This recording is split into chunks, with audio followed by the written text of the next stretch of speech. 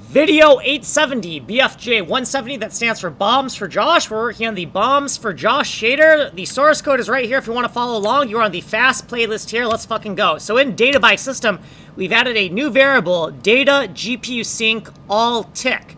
And this is going to keep track of the last time we did a full texture push to avoid redundant texture pushing per frame. And these are monkey wrench macros. If we type these, we mean this. Inside of the GPU sync function sections, inside of function GPU sync tick, the function executed once per game frame, we have added this right here.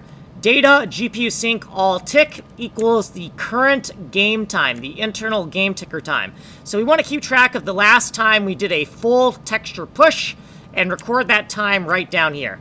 Then within the client game function section, within function client game tick, right after we update the game ticker timer, we're going to make use of it. Or I guess not right after, but this is an important line of code to keep track of. It is pertinent to what we're going over. So let's scroll down here and see why it's pertinent.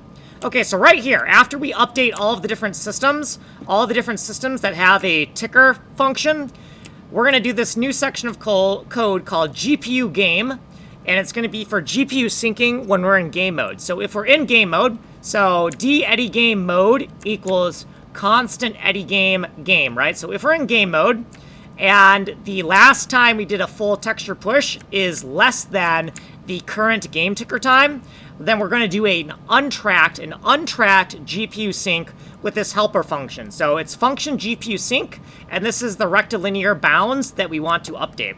So these have been hard-coded to the bounds of the central level pack, and if these bounds don't make sense to you, we have some footnotes explaining what these magic numbers are. So these magic numbers are just the pixels representing all of the data for the central level pack in our renderable space. The simulation code only runs in the central level pack when we're in game mode. When we're in game mode, simulation code is only in the central level pack. Here's what we did previously. We have some footnotes we updated, and then we have what we did in this video. If you want a longer explanation, you'll have to go here. We do not have time here. Tech demos, source code, ways of getting a hold of me. My name is Kanji Coder. Like and subscribe.